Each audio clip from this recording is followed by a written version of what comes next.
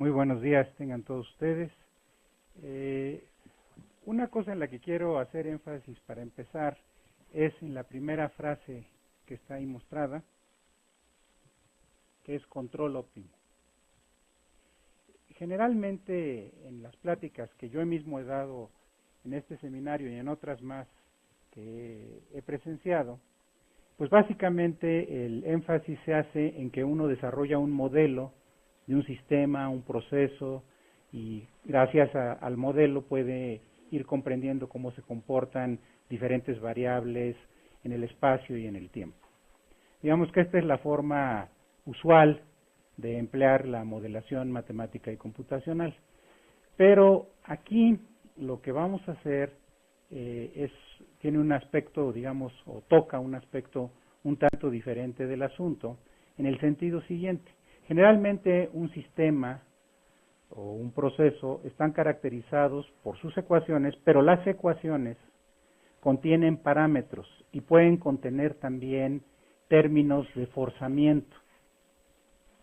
La plática que va a dar la doctora Herrera se refiere a uno de estos aspectos, que es la estimación de los parámetros. Y en ese sentido, entonces, lo que se resuelve es un problema inverso. Uno no conoce bien los parámetros, puede tener ciertas mediciones u observaciones, y gracias a esto se puede hacer una estimación de cómo se comportan los parámetros. Y a partir de ahí ya puede uno seguir haciendo la modelación tradicional, digamos, del sistema.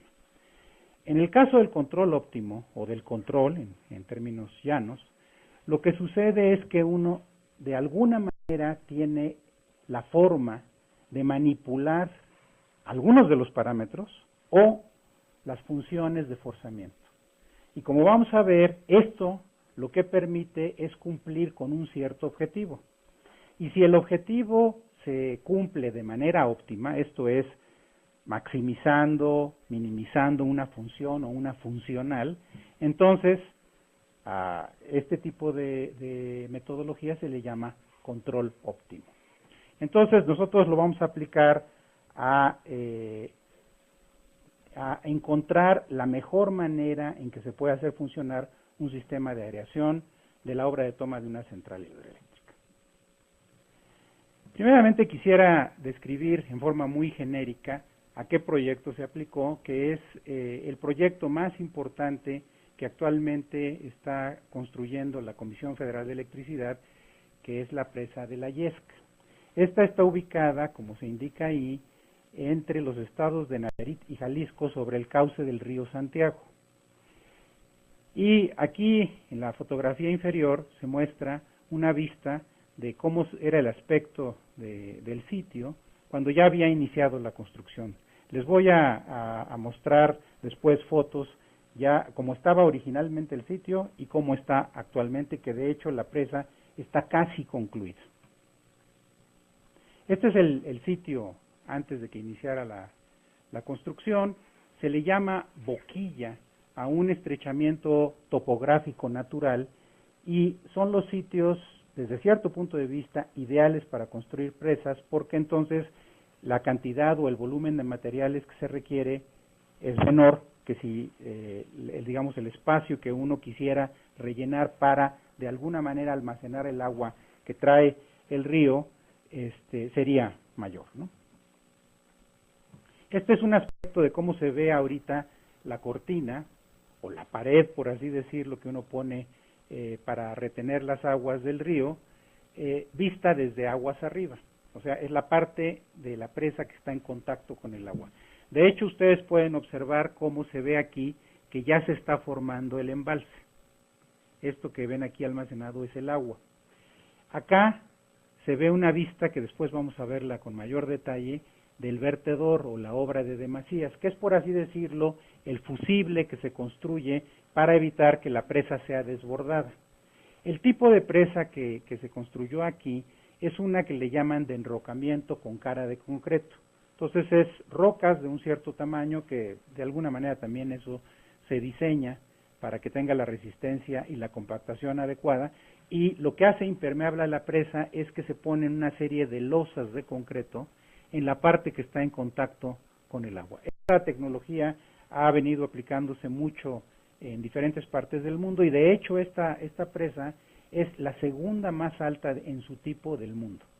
Tiene 208 metros de altura.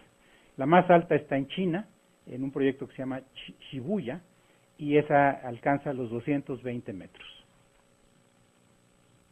Aquí vemos una vista panorámica, pero sobre todo se ve la cortina desde aguas abajo. Noten que aquí lo que se tiene es roca colocada de una cierta manera, y aquí hay una serie de caminos que permiten tener acceso desde la parte baja hasta lo que se llama la corona de la presa, que es la parte más alta. Entonces pueden ustedes aquí, por ejemplo, los cortes en banquetas que se han hecho del terreno natural, y este es el aspecto que se tiene. De hecho, la fotografía, como pueden ver, fue tomada en una fecha muy reciente, el 14 de agosto. Ahorita la presa ya está más alta.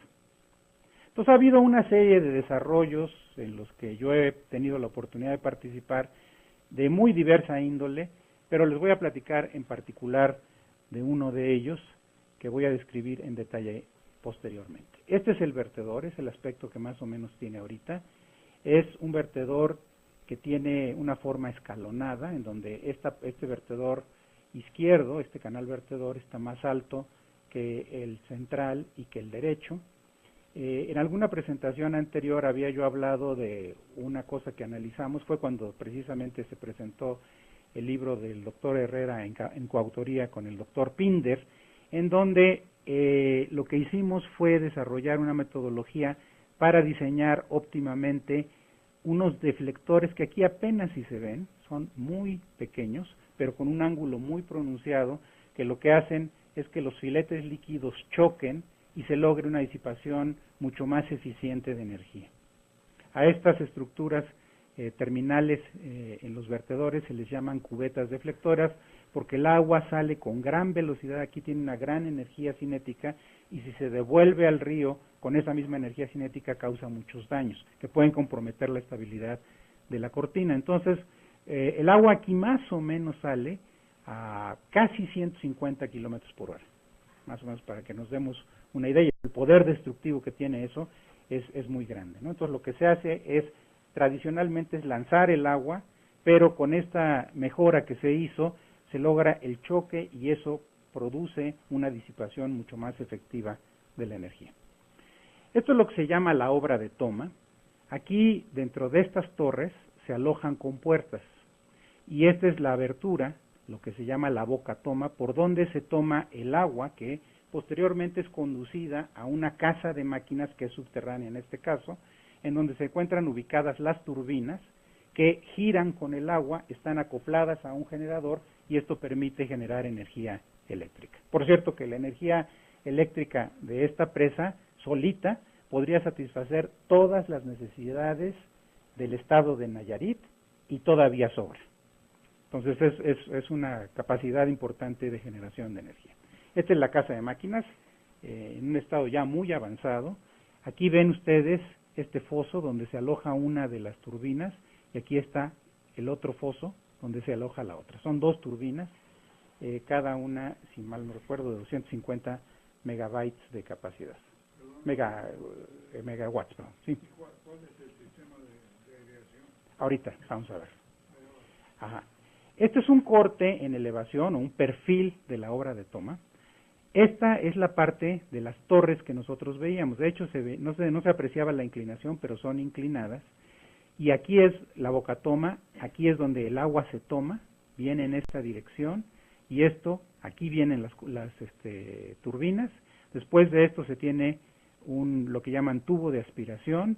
Esto se conecta con una galería de oscilación para proteger al sistema del golpe de ariete, que es un fenómeno que se produce cuando se hacen cierres muy rápidos, y entonces eso genera una onda de presión de gran magnitud que puede hacer fallar la tubería. Entonces lo que hace la galería de oscilación es amortiguar esa onda de presión. Y después, posteriormente, viene el desfogue, que esto ya sale hacia el cauce del río. Bueno, vamos a ver un detalle, porque el ducto de aireación se encuentra localizado aquí, y les voy a explicar posteriormente con detalle para qué propósito se instala.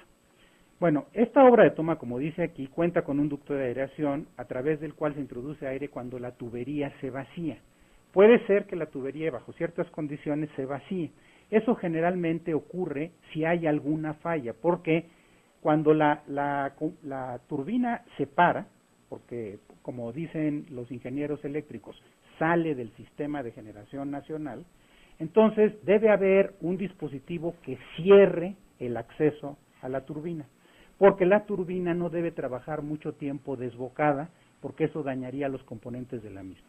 O sea, no puede estar girando sin estar conectada al sistema eléctrico, porque el sistema eléctrico le opone cierta resistencia y para ese propósito está diseñada. Si no, gira muy rápido y se pueden dañar los álabes, se pueden dañar varios de los componentes de la turbina. Entonces hay un componente que es una compuerta cilíndrica que se cierra en ese momento. Pero esto tiene que tener varias salvaguardas, y una de esas salvaguardas es lo que voy a describir a continuación. ¿Qué pasa si la compuerta cilíndrica no se cierra y los álabes mismos no se cierran? O sea, es una condición de emergencia.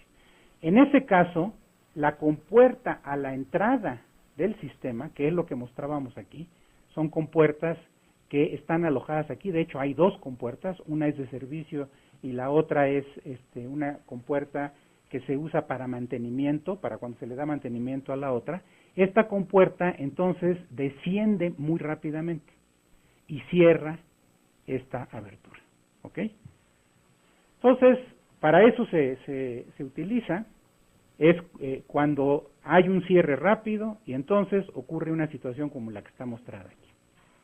Aquí está la compuerta. La idea es que se cierre rápidamente en caso de que la tubería se empiece a vaciar, porque falló el sistema de cierre aquí, ¿ok? Entonces, si no tuviéramos la compuerta o no la operáramos, esto se vaciaría. A la hora de vaciarse, arrastra, bueno, si no se tuviera el ducto de aireación, se crearía un vacío muy importante que puede hacer fallar la estructura, completamente, tanto la compuerta como la tubería a presión. Entonces, ¿qué es esta? Esta es la tubería de presión.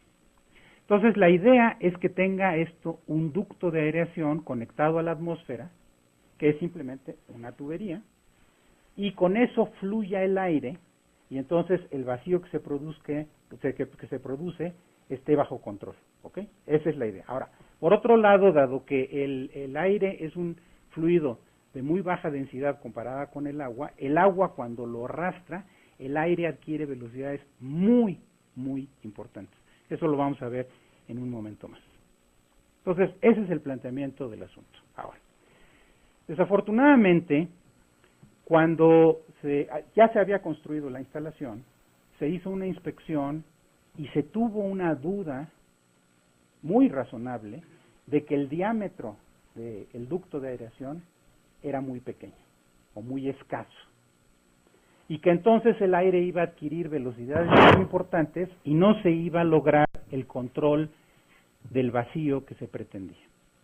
Entonces se revisó la bibliografía, se vio que había algunas metodologías desarrolladas por el Cuerpo de Ingenieros del Ejército Americano, pero que no eran aplicables a este caso. Y entonces a mí me pidieron desarrollar un modelo matemático que simulara el sistema y permitiera sí llevar a cabo el control sin tener que demoler lo que ya estaba construido. O sea, la obra de toma, como se las mostré, en la parte de la bocatoma, ya estaba completamente construida. Entonces hubieran tenido que demoler o ponerle un pegote por afuera, y pues eso no se veía bien. Como dicen hoy en día, no sería políticamente correcto. Y entonces dijeron, bueno, pues vamos a ver cómo lo resolvemos sin que nos cueste, ¿no? Eso era lo ideal, ¿verdad? Más que mis honorarios, pues, pero esos son mucho menores de lo que cuesta hacer la construcción. Entonces, pues vamos a ver si le damos alguna solución. Se tenía planteada una ley de cierre rápido, en donde la compuerta con diferentes velocidades se iba cerrando. De hecho, todo lo que consiste es esto: se suelta la compuerta y empieza a caer por gravedad, ¿no?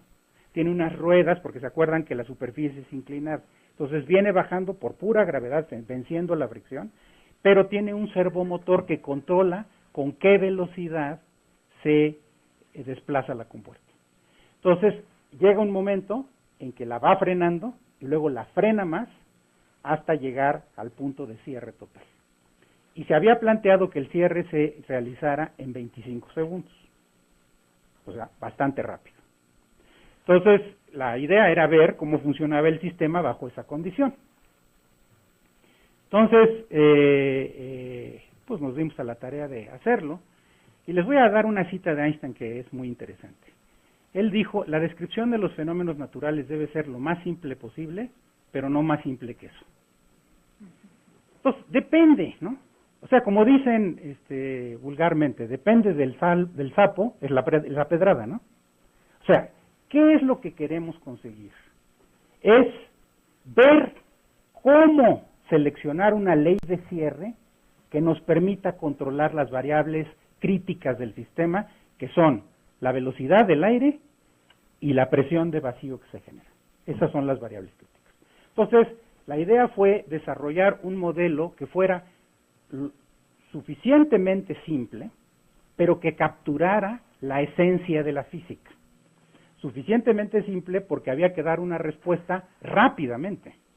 Ahora, uno puede, pues sí, hoy en día inclusive hay hasta software comercial para ese propósito, seleccionar un software que nos sea una simulación tridimensional del sistema, el flujo en dos fases, o sea, el agua y el aire, y meterle un modelo de turbulencia y todas esas cosas, pero eso desgraciadamente, además de que lleva mucho tiempo configurarlo y ponerlo a punto, a veces oscurece y dificulta identificar qué es lo que se tiene que hacer para cumplir con el objetivo.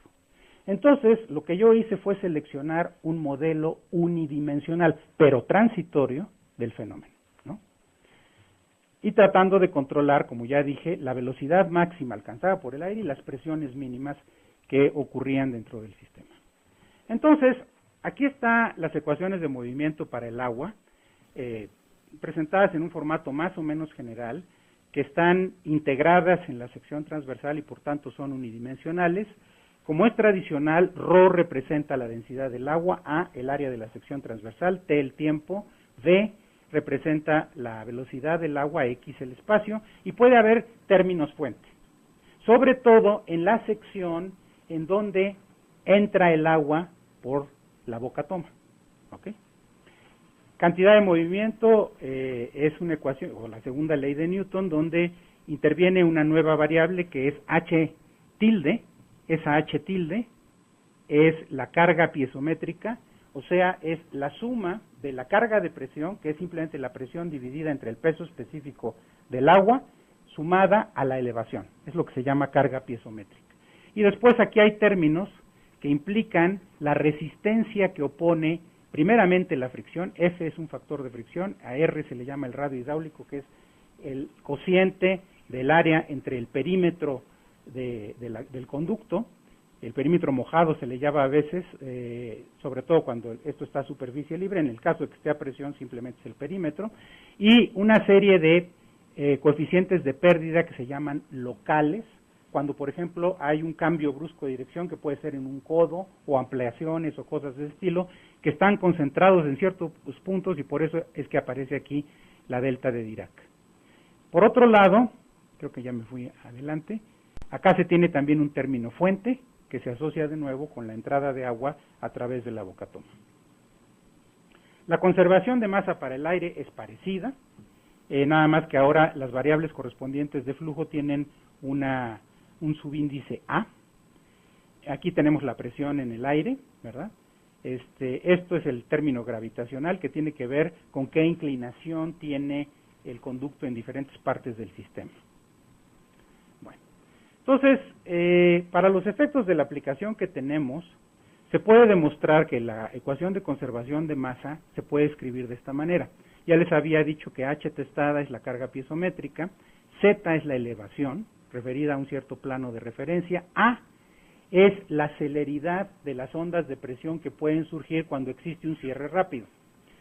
Y bueno, y este es el término fuente que ya habíamos descrito. Ahora, resulta que si 2 veces la longitud total del sistema, dividido entre la celeridad de las ondas de presión, esa celeridad, por cierto, depende no solamente de las propiedades del fluido, sino del material del que esté construida la conducción. Y esto toma en cuenta la capacidad que tiene el material de tener una expansión como respuesta al paso de una onda de presión de magnitud significativa. Entonces, esto se divide entre el tiempo de cierre. Si este número es mucho menor que 1, quiere decir que uno puede aproximar el sistema como si fuera o como si ocurriera en una tubería rígida, esto es, una tubería que no se deforma bajo la acción de la presión, y era el caso según después pudimos comprobar, y entonces en este caso la ecuación se puede transformar en este tipo de ecuación cuando la sección es constante y la sección es variable, tiene esta forma. Y aquí, por cierto, ya está escrito el término fuente en términos del gasto que entra al sistema por la bocatoma. Que ese gasto es variable dependiendo de cómo se vaya cerrando la compuerta. ¿Sí me explico, no? O sea, si tiene un cierre parcial, la abertura de la compuerta es menor, y entonces ese gasto se va reduciendo con el tiempo.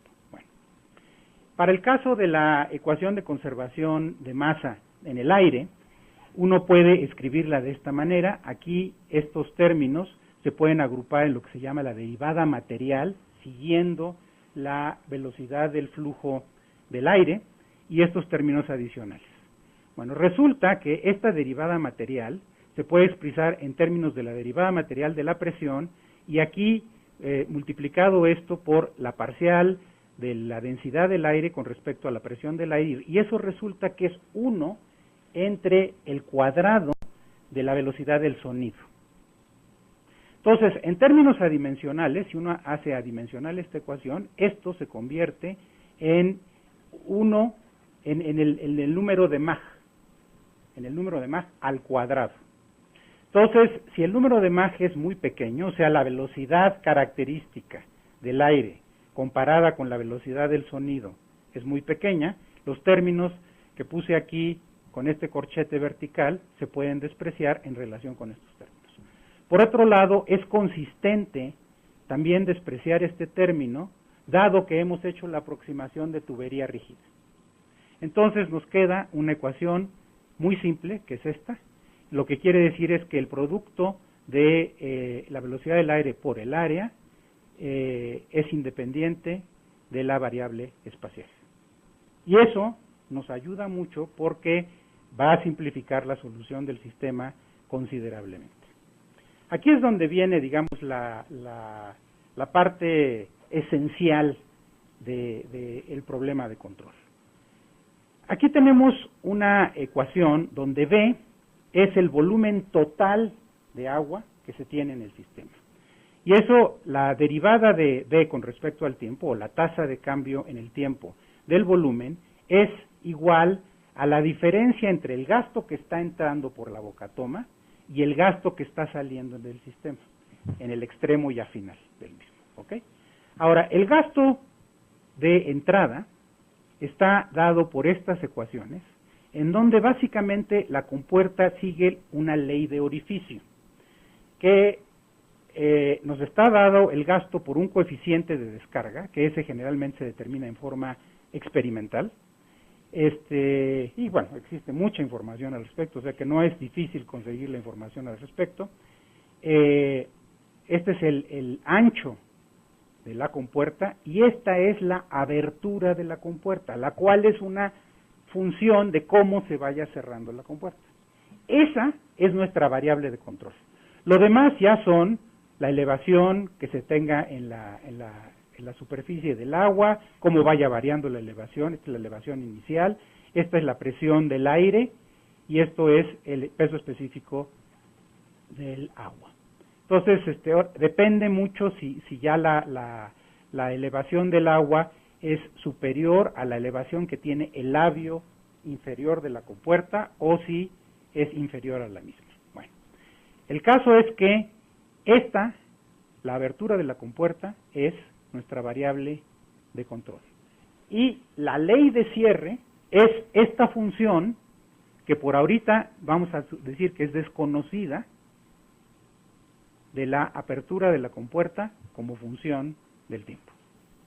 Y esa es la que queremos de alguna manera determinar con el objeto de que el tiempo de cierre de las compuertas sea mínimo para que no se pierda mucha agua y para que no funcione mucho tiempo desbocada la compuerta, la turbina, perdón, pero satisfaciendo la restricción de que la velocidad máxima del aire esté dentro de ciertos límites permisibles y la presión de vacío también esté dentro de ciertos límites permisibles.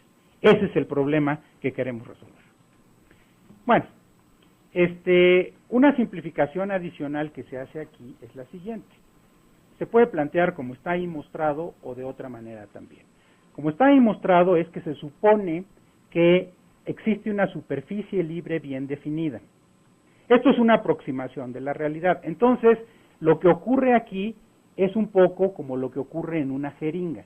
Cuando uno acciona el pistoncito de la jeringa hacia atrás, entonces lo que está haciendo es produciendo una presión de vacío que succiona el líquido. Aquí lo que ocurre es que el agua que está en contacto con el aire, según se va desplazando, desplaza al aire también por efecto viscoso. Claro que como las velocidades que se alcanzan son muy grandes, existe un fenómeno de intrusión de aire en el agua y hay una zona que está altamente emulsionada. Es en realidad una emulsión lo que se produce ahí. Pero uno puede decir, bueno, si no existe la superficie libre, lo que yo estoy viendo o describiendo aquí es simplemente la posición media de ese volumen emulsionado. ¿Sí me explico? Y con eso ya se justifica lo que estamos haciendo aquí. Ahora, básicamente lo que decimos entonces es que en esa superficie libre, o si quieren verlo así, pseudo superficie libre, la velocidad del agua y la velocidad del aire son iguales. El agua está jalando al aire. Y es lo que quiere decir la ecuación que está enmarcada abajo. Bueno, la invariancia espacial de los gastos del agua y el aire nos permite introducir una simplificación muy grande. Las ecuaciones se pueden integrar analíticamente en el espacio y dejarlas entonces como un sistema de ecuaciones diferenciales ordinarias para ser integradas numéricamente en el tiempo. Aquí se muestra cómo se hace esa integración espacial y nada más hay que tomar en cuenta lo siguiente. El sistema geométricamente es un tanto complicado, entonces se dividió en esta primera etapa, que es el ducto de aireación. Primero, cuando el sistema está funcionando normalmente, el ducto de aireación funciona como un piezómetro. Esto es un tubito introducido en la tubería, en donde lo que uno ve, la altura que se ve, es la carga de presión en ese punto precisamente, que es la presión dividida entre el peso específico del agua. Después hay aquí una pequeña zona detrás de la compuerta, que aquí se muestra, esta zona, y luego ya cuando empieza a entrar por esta otra tubería, que por cierto esta tubería no solamente tiene un codo, sino también un cambio de sección, cambia de una geometría cuadrada a una geometría circular. Entonces es una transición gradual que se tiene. Después viene la parte esa de la transición propiamente dicha, la parte vertical, otro codo, y ya finalmente la tubería horizontal. Entonces, les voy a mostrar, obviamente no voy a entrar en detalle, este es el resultado de integrar analíticamente las ecuaciones en el espacio. Estos son para la primera etapa, es un chorizazo. Para la segunda etapa hay una ecuación para el agua y una para el aire, lo mismo, agua, aire, agua, aire, agua, aire y agua, aire para la sexta etapa. ¿Ok? Entonces hay que ir cambiando de sistema de ecuaciones dependiendo de en qué posición esté esta superficie libre o pseudo superficie libre. Bueno, hay una serie de ecuaciones complementarias. La primera es la continuidad global. Después la ecuación que liga los dos líquidos, esto es, la velocidad en el aire es igual a la velocidad en el agua en la intercara entre ambos. Y por otro lado, pues nosotros debemos tener una descripción geométrica de cómo se comporta la longitud a lo largo de la tubería, es una coordenada curvilínea, digámoslo así, en función de la elevación de la superficie libre del agua y el volumen correspondiente también, para poder poderlo aplicar en la ecuación de continuidad o de conservación de masa global. La integración numérica la hice en forma semi-implícita. Es un poco, para que entiendan cuál fue la filosofía del asunto, lo mismo que uno hace con el método de Gauss-Seidel para resolver ecuaciones algebraicas lineales. O sea, en cuanto uno cuenta con el valor actualizado de una variable, lo utiliza inmediatamente, que es la diferencia entre Gauss-Seidel y Jacobi, ¿no? En Jacobi se espera uno a tener la actualización de todos los valores de las incógnitas para volverlo a actualizar, mientras que aquí, en cuanto se tiene el valor, se actualiza. Ahora, no había necesidad de hacerlo completamente explícito porque el fenómeno evoluciona rapidísimo.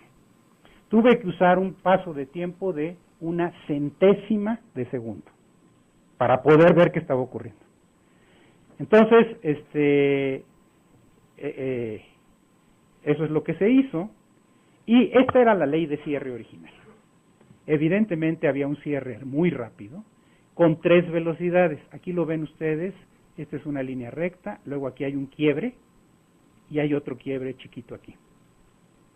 Esto era forzoso respetarlo porque era la posibilidad, estas velocidades, por cierto, de acuerdo con lo que especificaron los fabricantes, había que respetarlas, porque el equipo de los servomotores ya estaba comprado aparte. Y lo que uno podía hacer es cambiar la programación de los servomotores. O sea, básicamente decir, bueno, por tanto tiempo va a tener una cierta velocidad, por tanto tiempo otra, por tanto tiempo otra. Es lo que se podía decir. Bueno. Entonces, se probaron, lo primero que se hizo fue decir, bueno, pues hay que aumentar el tiempo de cierre, simplemente para hacerlo más lento. Entonces se probó un cierre no de 25, sino de 60 segundos, uno de 120 segundos, uno de 180 segundos. Y aquí les voy a mostrar la respuesta del sistema en términos de diferentes variables. Primero, la elevación de la superficie libre del agua, empieza lento el sistema y luego ya se acelera, va descendiendo. Esto es para 60 segundos, para 120 segundos y para 180 segundos. Esta es la velocidad del agua para 25, 60, 120 y 180. Aquí ya empieza lo interesante, la velocidad del aire. Este valor, son velocidades negativas, por cierto, por la forma en que se orientó el sistema coordenado, eso no le presten atención. Este valor es muy cercano a 200 metros por segundo. 200 metros por segundo es un montón. Si lo quieren en kilómetros por hora, hay que multiplicarlo por 3.6. Estamos hablando de 720 kilómetros por hora. La velocidad del sonido son 1200. Entonces ahí el número de Mach ya no es tan pequeño. Y hasta nuestras aproximaciones no son tan buenas. Pero eso no es bueno para el sistema, sobre todo como vamos a ver. Por cierto, ya aquí esto es para 25 segundos. Para 60 segundos simplemente desplaza el momento en que se presenta el pico de la velocidad del aire, pero no le hace casi nada a la magnitud. Hacerlos de 120 sí lo baja un poquito, pero sigue siendo 170, 175, es muy alto todavía, y 180 lo mismo. La presión del aire. Estamos hablando, es negativa, es una presión de vacío, de casi menos 120,000 newtons por metro cuadrado. Eso es una barbaridad. Entonces, eso hubiera destruido completamente el sistema. O sea, hubiera hecho fallar la compuerta y la tubería se implotaría, o sea, se chuparía. Entonces, pues eso no estaba bien. Con 60 tampoco pasa gran cosa. Con 120 sí pero siguen siendo menos 80,000. No eran buenas noticias, ¿no? Aquí es la presión del aire en el ducto, un comportamiento similar, detrás de la compuerta, comportamiento similar. Y luego empezamos a ver cómo se comportaban los gastos de entrada y de salida. El gasto de salida está en rojo, o sea, el caudal, que es la velocidad por el área del agua, y el gasto de entrada está en azul. Esto es para 25 segundos, 60 segundos, 120 segundos y 180 segundos. Entonces, se hizo algunas observaciones. Los valores mínimos o máximos en magnitud de la presión negativa, en la tubería de concreto, tiene una parte de concreto y también una parte de acero, debo decir, coinciden con los correspondientes a la presión sobre la superficie libre del agua para todas las leyes de cierre analizadas. Es notable que los valores mínimos o máximos en magnitud de la velocidad del aire en el ducto y de la presión del aire en el ducto detrás de la compuerta en la tubería de concreto ocurren en el momento preciso del cierre total, o sea, cuando se para la compuerta. Y entonces dijimos, bueno, entonces, ¿qué está pasando? La velocidad del aire en el ducto, como ya dijimos, está dada por esta ecuación que nos iguala la velocidad en el aire y en el agua. Ahora, tanto el gasto de entrada como el gasto de salida descienden monótonamente con el tiempo, pero el primero lo hace más rápidamente que el segundo. Por otro lado, el máximo de la velocidad del aire en el ducto siempre se presenta cuando la compuerta funciona libre, por lo que, o sea, no está ahogada, eso quiere decir que no tiene agua detrás. La compuerta puede funcionar libre si no tiene agua detrás, o puede funcionar ahogada cuando hay agua atrás. Por lo que el gasto de entrada solo depende de la abertura de la compuerta. De modo que a partir del cierre total, la diferencia entre el gasto de entrada y el gasto de salida empiece a disminuir en magnitud, por lo que el mínimo o máximo en magnitud de la velocidad del aire en el ducto se presenta en el momento justo del cierre total. Dado que el término dominante en la ecuación para la presión del aire, que eso créanmelo porque no se los mostré con suficiente calma, porque no tiene mucho caso, en la superficie libre es proporcional al cuadrado de la velocidad del aire en el ducto. El mínimo o máximo en magnitud de la presión se presenta al mismo tiempo que el mínimo de la velocidad del aire en el ducto. Eso quiere decir que en el momento en que nosotros dejamos de mover la compuerta, ese es el momento crítico. Ahí se presenta ya sea el máximo de velocidad y el mínimo de presión, que es también el máximo el máximo en el vacío, que es lo que nos preocupa más. Y esto es a lo que se refieren estas grafiquitas. Estas son para las diferentes leyes de cierre. La diferencia máxima de gasto se produce en el momento en que se para la compuerta. Aquí está, tanto para el cierre en 25 segundos como para los otros cierres que se plantearon. 60, 80 y 120 segundos. Entonces, ¿cómo hacemos el control? Aquí fue donde surgió, y es donde les digo que a lo mejor un modelo mucho más general, tridimensional, nos hubiera obstaculizado ver esto en forma más o menos rápida. La variable que controla el comportamiento del sistema, entonces, es la diferencia de los gastos. Mientras mayor es la diferencia de los gastos de entrada y salida, mayor será la velocidad del aire en el ducto y mayor será en magnitud la presión de vacío. Entonces, me puse a pensar, ¿cómo le hacemos para controlar esto? Yo sé que cuando dejo en reposo la compuerta, empieza a mejorar el comportamiento del sistema, porque eso quiere decir que el gasto se estabiliza. Y entonces esto, como empieza a descender rápidamente, la diferencia, que es la variable que controla, se hace cada vez más pequeña, se van acercando las curvas. Entonces pensé en proponer una ley de cierre escalonada, en donde dejáramos que la compuerta se moviera con una cierta velocidad, luego la frenamos. Se queda frenada un cierto tiempo hasta que se estabiliza el sistema y luego volvemos a acelerarla. Luego la volvemos a frenar y así sucesivamente.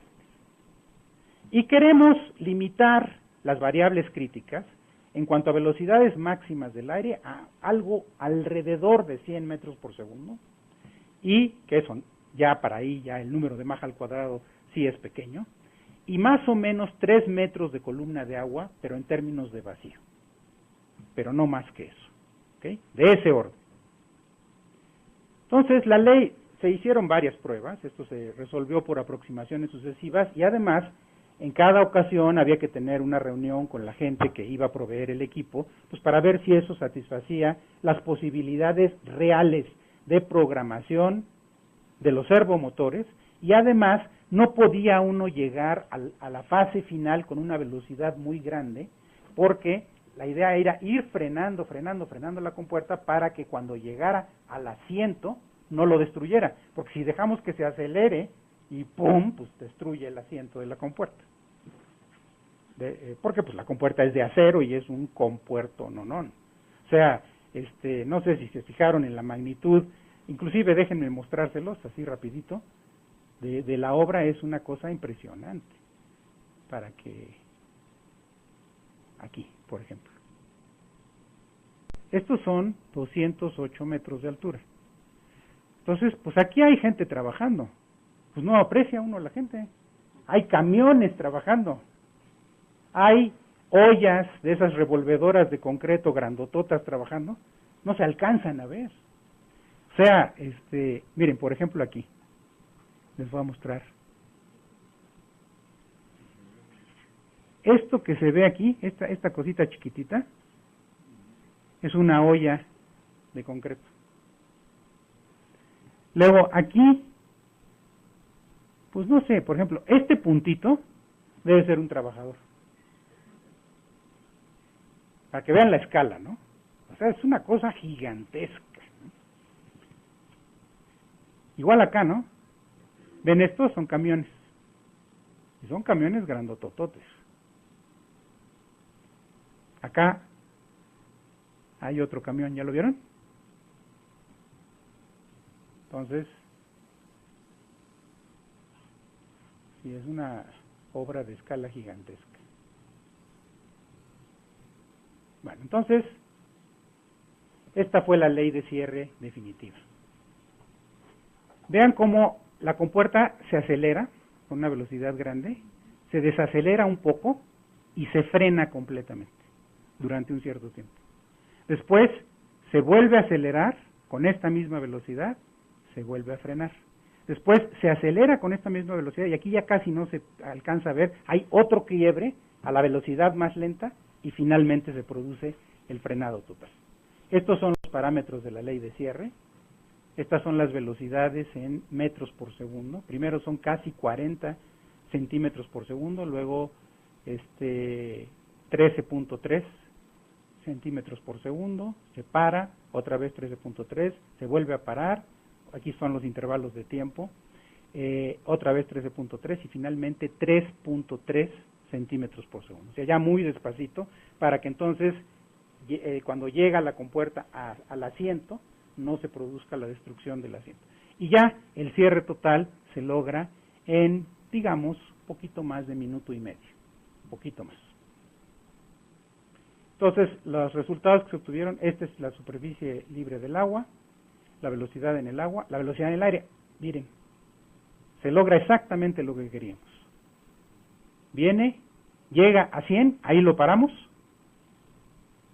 Este es el tiempo en el que permanece cerrada la compuerta, se recupera el sistema, otra vez se acelera, vuelve a llegar a 100, se vuelve a recuperar, vuelve a llegar a 100 y finalmente se produce el cierre total. ¿No? La presión del aire igual, más o menos se queda como en 3, que corresponde a unos 30.000, 3 metros de columna de agua. La presión del aire en el ducto, la presión detrás de la compuerta, que era realmente lo que más interesaba, se limita a los valores que nosotros queríamos respetar. Y estos son los gastos de entrada y salida. Entonces se ve claramente cómo controlamos la diferencia, ¿no? O sea, esta diferencia de gastos se va haciendo cada vez más pequeña en el tiempo en que la compuerta permanece en reposo. Y este es el resumen de resultados. El tiempo de cierre son 94.19 segundos, la velocidad máxima en el ducto 100.7, pues prácticamente los 100 que habíamos dicho, la carga de succión máxima en el ducto 3.1, la carga de succión máxima en la compuerta 3.1 también, y un poquito más grande en la tubería, pero se hizo una revisión estructural y se vio que no había ningún problema para ninguno de estos elementos. Entonces, con eso se logró el objetivo y, como les dije, no hubo que hacerle nada al sistema más que reprogramar los servomotores. Entonces, logramos obtener la ley de cierre para el cierre en el tiempo mínimo, lo cual protege la turbina, evita que se desperdicie agua y protegiendo la compuerta y la tubería, de modo que no se produjera un colapso de ninguno de esos dos elementos en el sistema. Y con esto terminamos, pues muchas gracias. Si tienen alguna pregunta, por favor, adelante.